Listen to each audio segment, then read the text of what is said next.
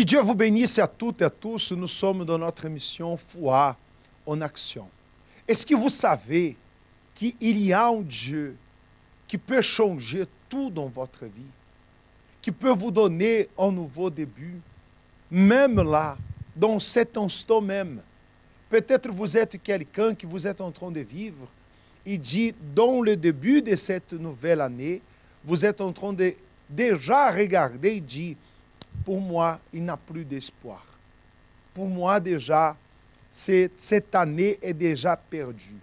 Mais je peux vous assurer que c'est seulement le début d'une année complètement différente. Il peut être une année comblée de conquêtes et de bénédictions.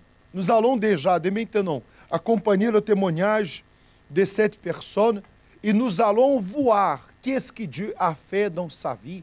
Et le même peut aussi se produire dans votre vie. Si vous pouvez aussi partager ces liens avec le maximum de gens que vous connaissez pour que puisse aussi dans la vie de cette personne, cette émission porter du bien. Là, avant la fin de cette émission aussi, nous allons avoir le moment de la prière pour qu'ils soient déterminés. La force de ce Dieu qui veut changer votre vie, il est là pour déjà vous donner un petit signe de ce qu'il est capable. Nous allons accompagner le témoignage de cette personne et on revient d'ici à quelques instants.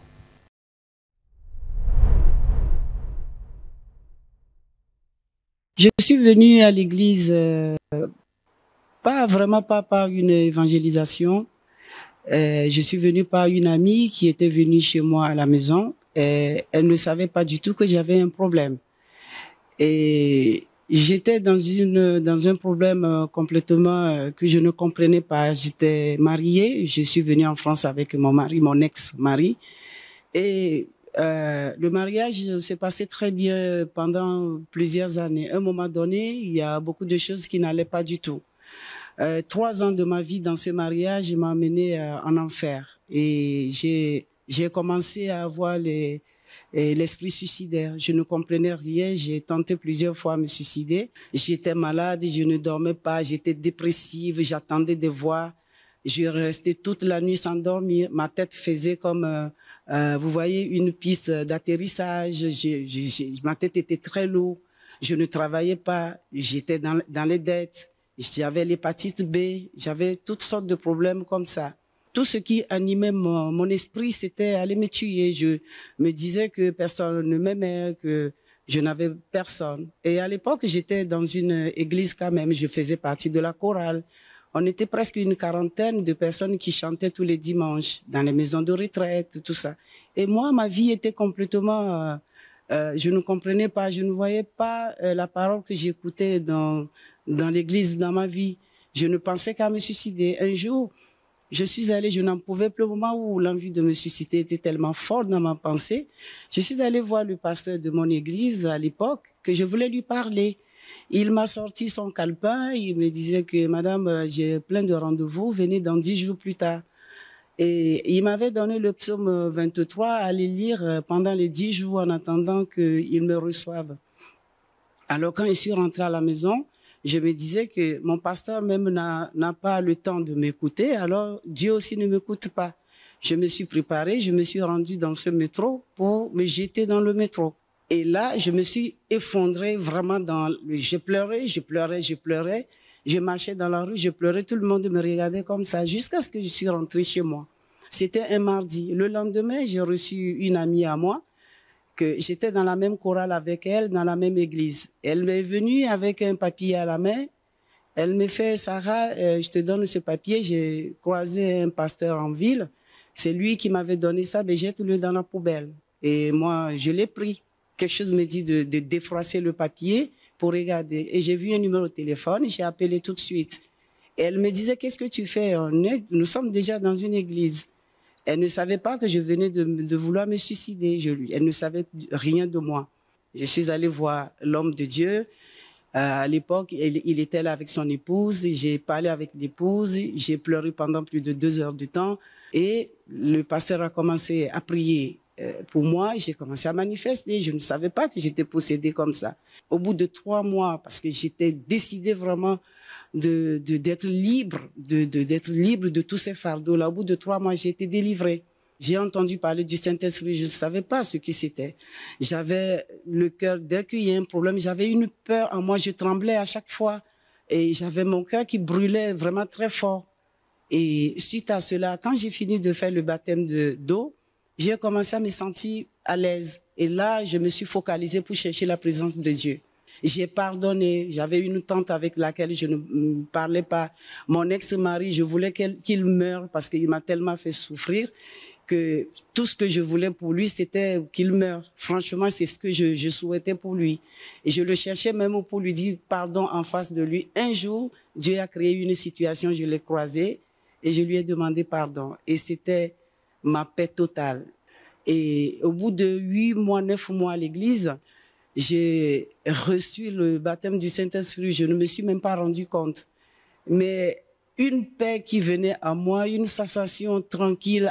J'étais vraiment bien avec moi-même. Cette peur est partie, mon cœur était tranquille. Après, je faisais des propos à l'église, je faisais des campagnes. Je me suis focalisée vraiment pour être bien avec Dieu, parce qu'au fur et à mesure, je comprenais ce que je devais faire par le conseil de l'homme de Dieu. Et après le baptême du Saint-Esprit, j'ai réalisé que ma vie a complètement changé. Et j'ai fait des analyses pour savoir si j'avais encore l'hépatite B, tous les problèmes que j'avais de santé. La dépression est partie, la palpitation est partie, l'hépatite B est partie aussi. J'avais une telle force, je ne me reconnaissais plus. J'étais timide à l'époque, mais je faisais face à toutes sortes de difficultés. Je ne me reconnaissais plus du tout. Et au fur et à mesure, avec les combats, avec la persévérance, avec la lutte, Dieu a commencé à me bénir et ma vie a complètement changé.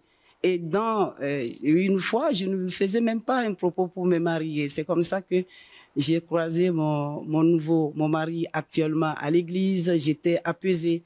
Et voilà, donc si vous êtes dans telle situation, je ne sais pas quels sont vos problèmes, vous devez chercher un centre d'accueil le plus proche de vous et pour aller chercher un homme de Dieu, les ouvriers ou les ouvrières, les épouses. C'est eux qui m'ont aidé et que je suis toujours là aujourd'hui. Je n'ai jamais quitté l'église et je suis toujours dans la lutte.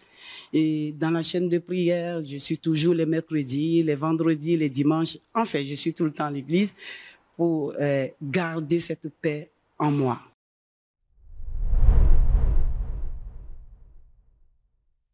Vous voyez le témoignage de Madame Sarah. Je la connais, de l'église de Marseille. Vous voyez, elle est arrivée à l'église, tout était bloqué pour elle. Mais à partir du moment qu'elle a mis sa foi en pratique, selon la parole de Dieu, elle a commencé à voir le changement dans sa vie. Quand nous pratiquons cette parole, quand nous mettons cette parole, c'est la parole de Dieu en pratique, c'est impossible que cette parole, elle vienne faillir. Elle ne faillit jamais. Tous les samedis à 9 h du matin, nous sommes là en train de passer par la porte, comme le Seigneur Jésus l'a dit, je suis la porte. Quelqu'un qui passe par cette porte trouvera du repos, trouvera la bénédiction. Vous êtes là, vous voulez trouver du repos, vous voulez passer par la porte, vous voulez voir un changement dans votre vie, venez participer avec nous. Ou même, comme je vous avais dit tout à l'heure, vous qui vous êtes là, et vous pensez que c'est fini, que cette année c'est déjà perdu, vous voyez, nous sommes simplement dans le jour, entre le jour 14 et 15, dès le début de l'année, il y a des gens qui pensent, non, c'est fini déjà, il n'y a plus d'espoir. Non, vous pouvez. Si vous se présentez vers Dieu, Dieu se présentera dans votre vie pour faire un changement.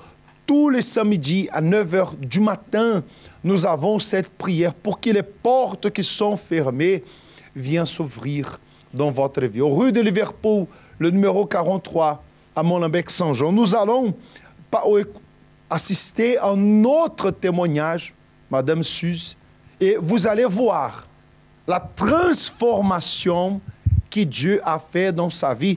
Et je voudrais, si vous avez la Bible, ouvrez déjà votre Bible dans le livre de Jacques, le chapitre 5. Après, je vais vous dire quel verset nous allons parler de quelque chose qu'on va faire ce dimanche spécial. Acompanhez ce témoignage maintenant.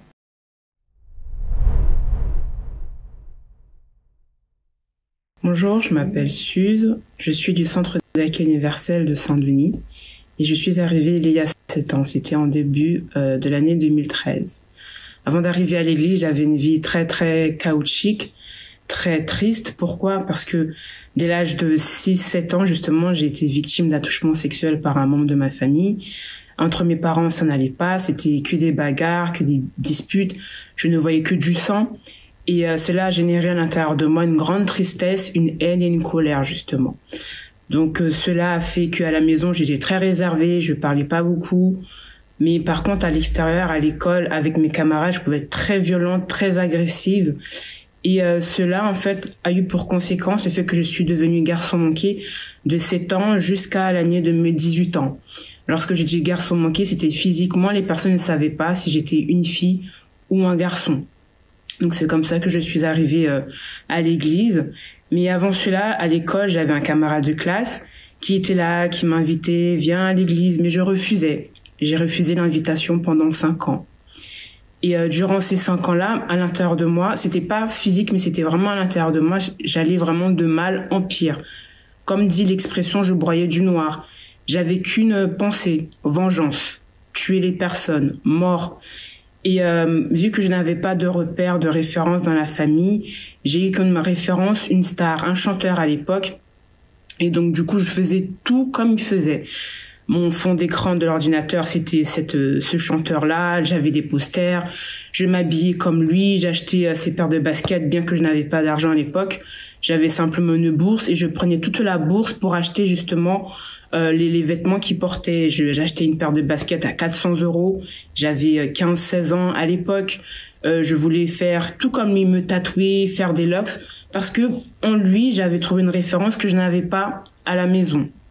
Mais ma mère était chrétienne à l'époque. Elle était chrétienne à l'époque, donc j'ai grandi plus ou moins dans un foyer, on va dire, chrétien, mais pas réellement de la foi. J'ai parcouru plusieurs églises. Même arrivé à un moment donné, j'ai décidé d'arrêter de croire en Dieu. Donc de moi-même, j'ai décidé d'être athée, de ne plus croire en Dieu, justement. Et ce camarade de classe-là a persévéré en m'invitant à l'église. Et durant ces 5 années, justement, où j'ai dit non, j'ai refusé, ma petite sœur a été évangélisée. Elle a été invitée à venir à l'église.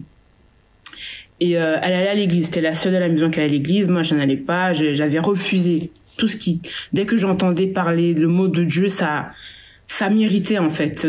J'étais en colère juste parce que j'entendais le mot de Dieu, parce que j'étais en colère envers Dieu.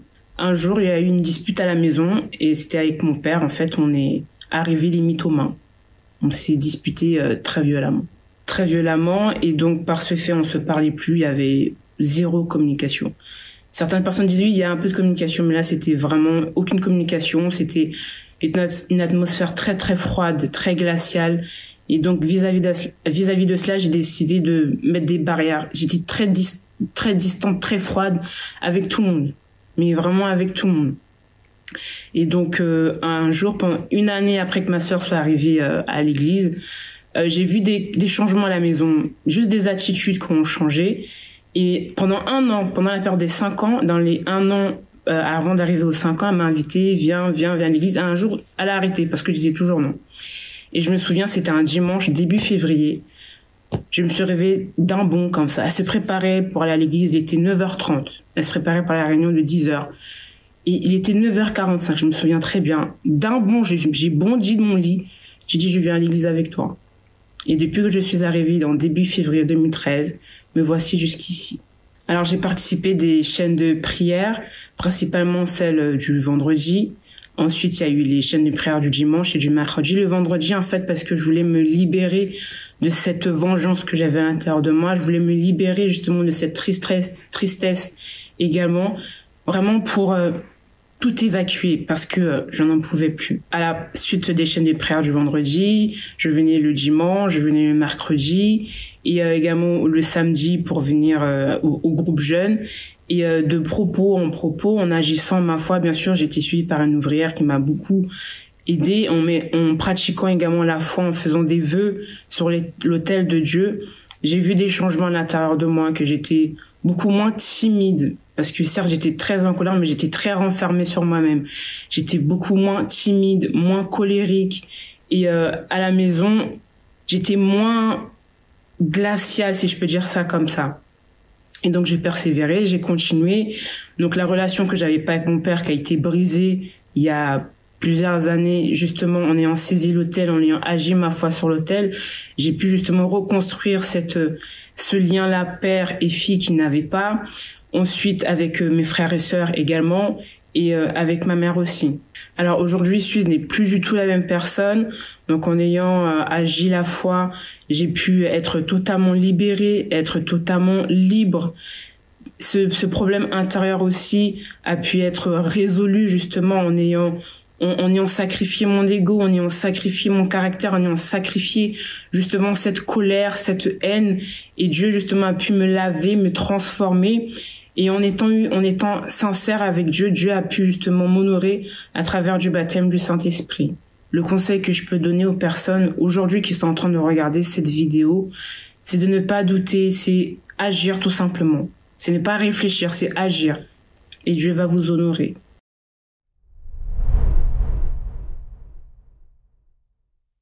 Ce dimanche-là, spécialement à 9h30, nous allons faire à Dieu cette prière. La Bible dit comme ça.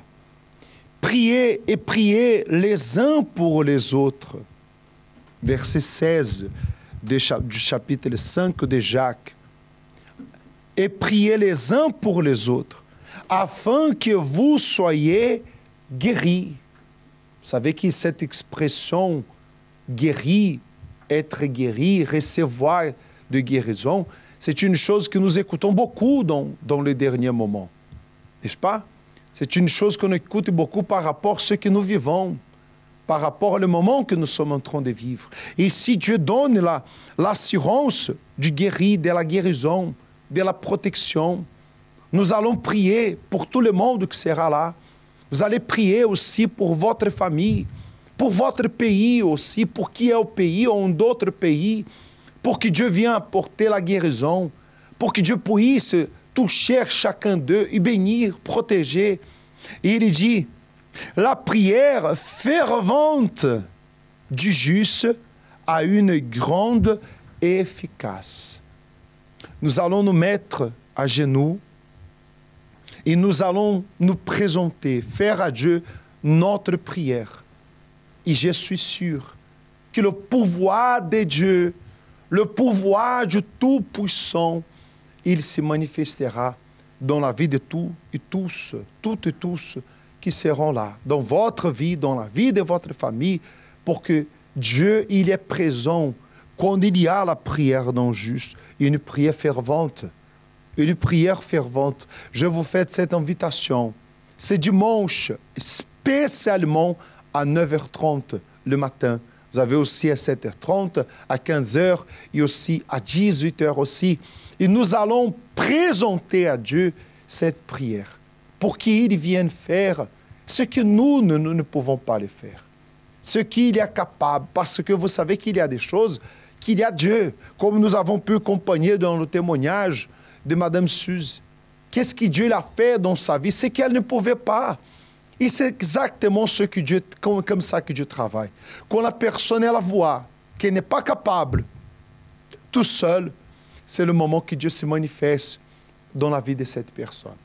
Rue de Liverpool, le numéro 43, à Molenbeek-Saint-Jean, vous êtes notre invité spécial pour participer de ce dimanche spécial aussi avec nous. Et je suis sûr que le pouvoir de Dieu, il va se manifester dans votre vie. Quelques d'autres informations, 04 88 46 17 58. Vous êtes notre invité. Nous allons accompagner maintenant la parole d'ami de l'évêque Macedo.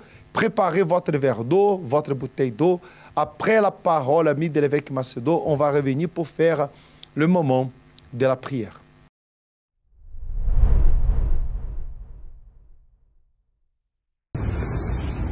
Salut mes amis, un très bon jour. Soyez tous bénis ou soyez la propre bénédiction, que c'est mieux au nom du Seigneur Jésus. J'aimerais bien que vous compreniez les paroles que Jésus a dit à ses disciples dans les moments qui précédaient son sacrifice. Il dit comme ça, que votre cœur ne se trouble pas. Croyez en Dieu et croyez aussi en moi. Quand il a dit que votre cœur ne se trouble point, il disait de ne pas faire attention aux mauvais sentiments que le cœur émanait. Les pensées de doute, de peur, de préoccupation, d'anxiété que normalement les personnes elles ont parce qu'elles ne vivent pas par la foi.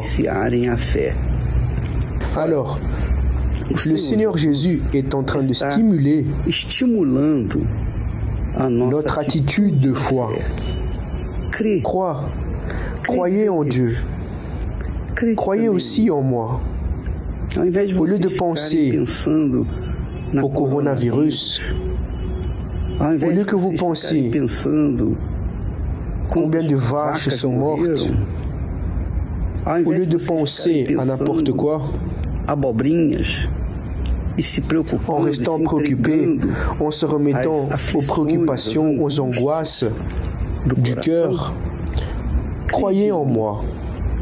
Cela veut dire, appuyez-vous sur Dieu, appuyez-vous sur moi. Dépend de Dieu, dépend de moi. Calmez-vous. Dans ces moments-là, quand il disait cela, votre cœur ne se trouble point. Il ne vivait pas simplement un moment difficile, compliqué, parce qu'il était prêt, emprisonné, être jugé, condamné, et mort et sacrifié. Alors il disait que votre cœur ne se trouble point. Ne vous remettez pas à ces sentiments qui ne sont pas réels. Vous êtes préoccupé avec quelque chose qui n'est même pas arrivé. Vous êtes anxieuse pour quelque chose que vous voulez. L'anxiété, peu importe quelle que soit l'anxiété, la préoccupation, peu importe quelle que soit la turbidité que le cœur apporte, cela fait partie du plan de l'enfer pour diminuer, pour minimiser le pouvoir de la foi qui est en vous. Et c'est le propre Dieu qui vous a donné. La foi n'est pas un sentiment, une certitude que ce que Dieu a promis de faire, il va le faire. C'est seulement ça. Et quand Jésus dit que votre cœur ne se trouble point, il est en train de demander quelque chose qu'on peut le faire. Il ne demanderait pas quelque chose qu'on ne peut pas faire, n'est-ce pas? Que votre cœur ne se trouble point. Alors dans nos luttes, dans nos angoisses, tribulations, problèmes, que nous vivons aussi comme vous, nous appuyons sur la parole, sur sa parole, et nous nous reposons et que nous disons, oh Seigneur, que ta volonté soit faite. Peu importe quelle que soit ta volonté, qu'elle soit faite dans ma vie. Peu importe si cette volonté, elle va contre ma volonté. Peu importe si cette volonté va contre la volonté du monde. Peu importe si cette volonté, elle ne coince pas, elle ne combine pas avec ma volonté. Si je confie en lui, si je suis en lui, si je me remets à lui, alors j'attends, je me repose, je m'appuie, on va dire comme ça, je me couche sur lui. C'est marrant. Jésus a dit que votre cœur ne se trouble point. Et dans la réalité, à ce moment-là, c'était son cœur à lui qui voulait le perturber. Il voulait qu'il souffre, mais il était ferme et fort et encore en train de consoler les personnes qui étaient là, affligées.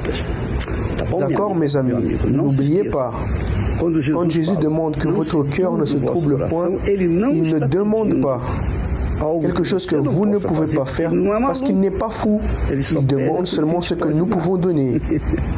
N'est-ce pas? Croyez en Dieu, cela veut dire remettez-vous à lui, confiez en lui, croyez en moi. Cela veut dire confiez en lui, car ça va passer et nous allons avoir la joie de la présence, de l'accomplissement de ses promesses. Tout cela va passer. Je ne sais pas quel est votre problème, mais cela va passer. Cela va passer, vous pouvez rester tranquille. S'il y a du soleil, s'il pleut, cela va passer. C'est comme ça que nous croyons. Nous allons continuer à croire. Que Dieu vous bénisse à vous tous. Merci.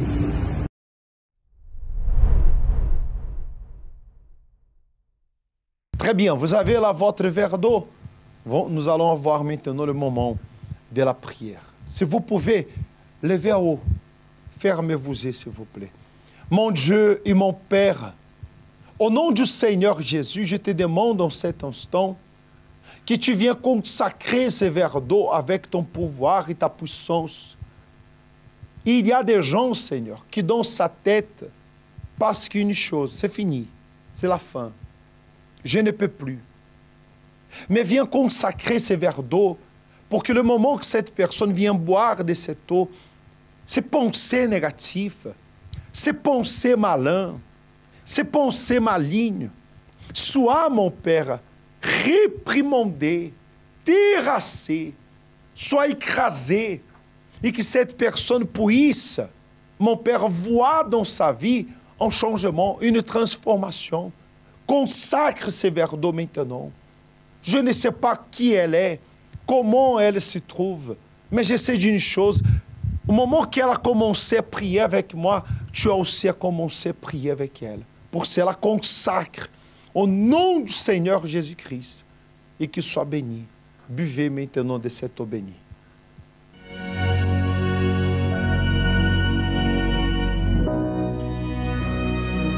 Que le pouvoir de Dieu, qu'il soit dans votre vie dans cet instant. Qu'il y ait un changement dans votre pensée, une façon différente même de penser. Au nom de Jésus-Christ. Amen et grâce à Dieu. Amen. C'est seulement le début. Il peut être un début glorieux, peut être un début de conquête, de réalisation. C'est à vous de choisir. Ok? Aujourd'hui, non, c'est dimanche à 9h30 spécialement, cette réunion spéciale que nous allons fléchir notre genou et présenter à Dieu cette prière fervente. Ok? Mais n'oubliez pas que le jour 30 janvier, nous aurons la distribution gratuite de l'huile consacrée. De l'huile, c'est l'huile qu'elle a consacrée et vous pouvez le recevoir gratuitement. Gratuitement. Et vous voyez, une fois par an, simplement, nous faisons cette distribution gratuite de l'huile consacrée. Ne perdez pas, ne manquez pas, parce que je suis sûr qu'à travers de cette huile, malades seront guéris, les endémoniaques seront délivrés, les personnes captives d'une dépression, d'un vice, seront délivrées, et qui n'est pas encore sauvé, puisse être sauvé par le pouvoir de Dieu. Le jour 30, l'huile consacrée, on va distribuer gratuitement. Vous allez rester avec cette petite vidéo-là, mais nous arrivons à la fin de notre émission. Que Dieu vous bénisse à toutes et à tous et à la prochaine. L'huile est un symbole du Saint-Esprit. D'abord au tabernacle de Moïse et par la suite au temple construit par Salomon, cet élément avait pour fonction de maintenir les 7 branches du chandelier allumées pendant les 24 heures de la journée, illuminant ainsi ce lieu saint. À travers celle-ci, des rois furent consacrés dans le passé, séparés par Dieu pour diriger son peuple. À l'époque des apôtres, elle fut aussi utilisée pour la guérison de plusieurs malades. Quelqu'un parmi vous est-il malade? Qu'il appelle les anciens de l'Église et que les anciens prient pour lui en loignant d'huile au nom du Seigneur. Jacques 5,14. Dimanche le 30 janvier, nous distribuerons gratuitement un peu de cette huile consacrée. Recevez gratuitement ce flacon d'huile pour que vous puissiez oindre votre famille et qu'ils reçoivent ainsi, par le biais de la foi, la guérison, la paix et la protection.